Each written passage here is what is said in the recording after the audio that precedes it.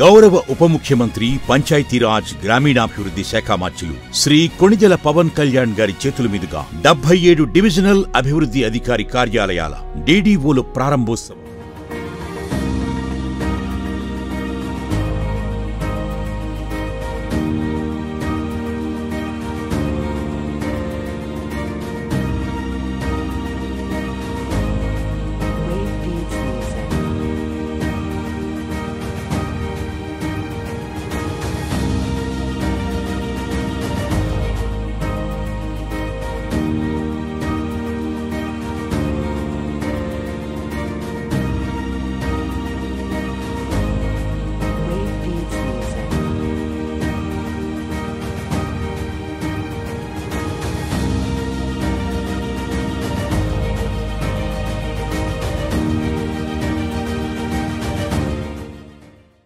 రాష్ట్రంలో ఎన్డీఏ ప్రభుత్వం అధికారంలోకి వచ్చిన తర్వాత గౌరవ ముఖ్యమంత్రి నారా చంద్రబాబు నాయుడు గారి నాయకత్వం 73వ రాజ్యాంగ సవరణ స్ఫూర్తితోటి పంచాయతీరాజ్ గ్రామీణాభివృద్ధి శాఖల్లో సంస్కరణలో భాగంగా ఈ రోజున రాష్ట్రంలో 77 డివిజనల్ డెవలప్మెంట్ కార్యాలయాలను ప్రారంభిస్తున్నాం. దానికి విచ్చేసిన గౌరవ శాసనసభ్యులు చిత్తూరు ప్రభుత్వ శ్రీ ఆరో శ్రీధర్ గారికి, పూతలపట్టు శాసనసభ్యులు కలికిరి మురళీమోహన్ గారికి, తిరుపతి శాసనసభ్యులు ఆరణ్య శ్రీనివాసులు గారికి, గౌరవ మేయర్ శ్రీమతి సాముద గారికి, ఆంధ్రప్రదేశ్ హస్తకళల అభివృద్ధి corporation chairman doctor Pasupuleti Hariprasad గారికి, చిత్తూరు నగర అభివృద్ధి సంస్థ చూడా చైర్పర్సన్ శ్రీమతి కటారి హేమలత గారికి, కలెక్టర్ మరియు జిల్లా మెజిస్ట్రేట్ చిత్తూరు శ్రీ సుమిత్ కుమార్ గారికి, పంచాయతీరాజ్ మరియు గ్రామీణ అభివృద్ధి కమిషనర్ శ్రీ కృష్ణతేజ గారికి, అలాగే ఈ కార్యక్రమానికి వీడియో కాన్ఫరెన్స్ ద్వారా పాల్గొంటున్న గౌరవ సహచర మంత్రులకు, గౌరవ శాసన మండలి శాసనసభ సభ్యులకు,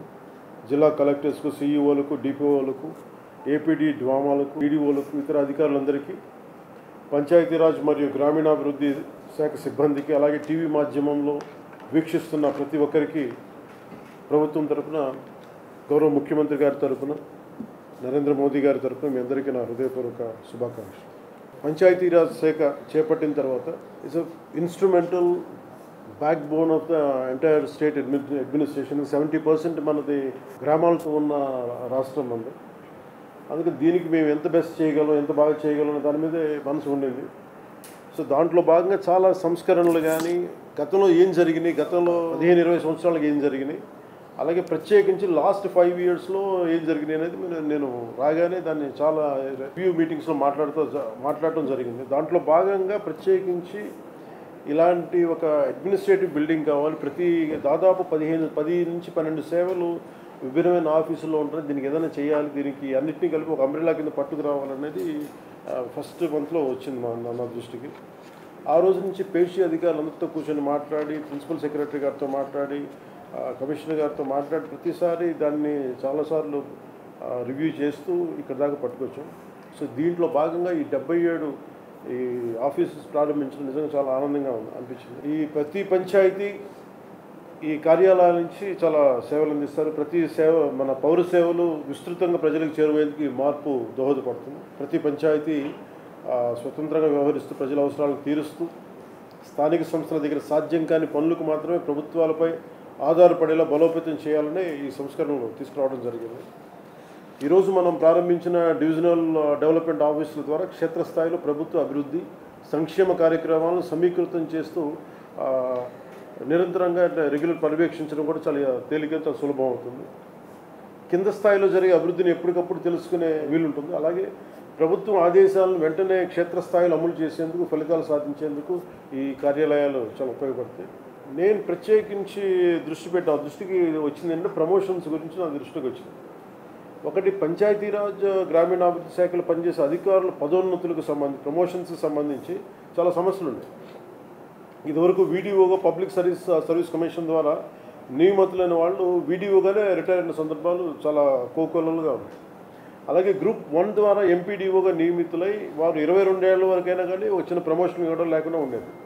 సో సీనియారిటీ విషయాల్లో కోర్టు కేసులు ఉండి ఎలాంటి ప్రమోషన్ లేక నోచుకునే అధికారంలో చాలా ఒక నిర్లిప్తత ఉండేది.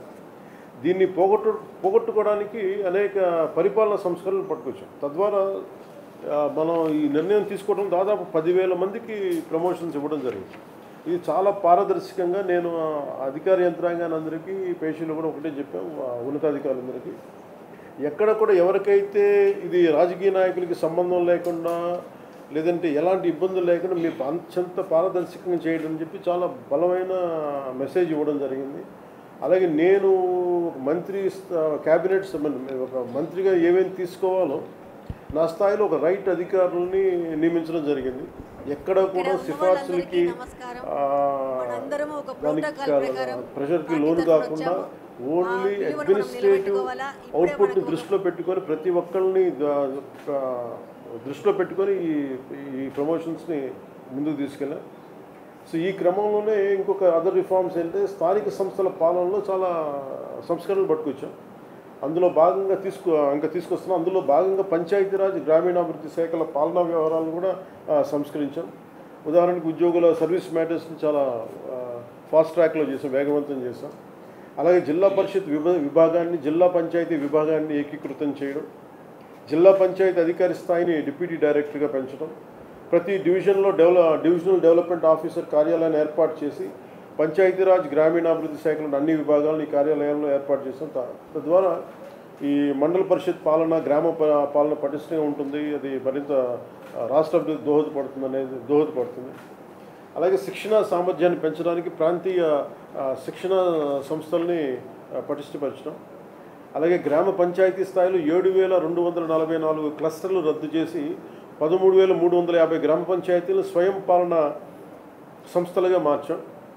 అలాగే అనేక పంచాయతీల్లో పంచాయతీ సెక్రటరీని నియమించిన 10,000 జనాభా దాటిన గ్రామ పంచాయతీ ఒక గెస్టెడ్ ఆఫీసర్ని పంచాయతీ డెవలప్మెంట్ అధికారిగా నియమించడం, ఇప్పుడు ఉన్న 5 రోడ్లు పంచాయతీ సెక్రటరీలు 3 గ్రేడ్లుగా తగ్గించడం, పంచాయతీ సెక్రటరీ పేరును పంచాయతీ అభివృద్ధి అధికారిగా మార్చడం, పంచాయతీ స్థాయిని బట్టి వాటిలో sanitation wing, water supply wing, country planning wing, street lighting and engineering wing, revenue wing ఏర్పాటు చేయడానికి ఆదేశాలు కూడా ఇవ్వడం జరుగుతుంది.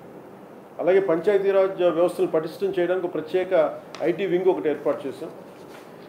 సో గౌరవ ప్రధానమంత్రి శ్రీ నరేంద్ర మోదీ గారి నేతృత్వంలోని కేంద్ర ప్రభుత్వం ఆంధ్రప్రదేశ్ రాష్ట్రానికి అన్ని విధాలుగా సహాయ సహకారాలు అందిస్తుంది. అలాగే గౌరవ ముఖ్యమంత్రి గారి నేతృత్వంలో రాష్ట్రంలో కూడా కూటమి ప్రభుత్వం ఈ పంచాయతీరాజ్ గ్రామీణాభివృద్ధి శాఖ ద్వారా ప్రజలకు మెరుగైన సేవలు అందించడం కోసం పలు సంస్కరణలు తీసుకొచ్చింది. ఎంత పారదర్శకంగా, చాలా పారదర్శకంగా జిల్లా స్థాయి అధికారులు అయినటువంటి సిఇఓ, జిల్లా పరిషత్, డిపిఓ, పీడీ, డ్వామా వీరిని చాలా పారదర్శకంగా బదిలీలు చేశాం.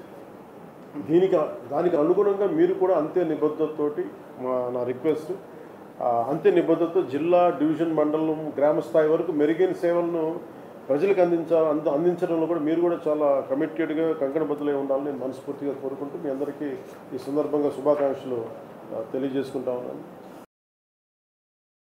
మనోహర్ గారు మీరు ఏం చెప్తారో మీరు ఒకసారి please add few words. Sir, I just want to thank you on behalf of all the people of Tenali Division, sir, for giving us this opportunity.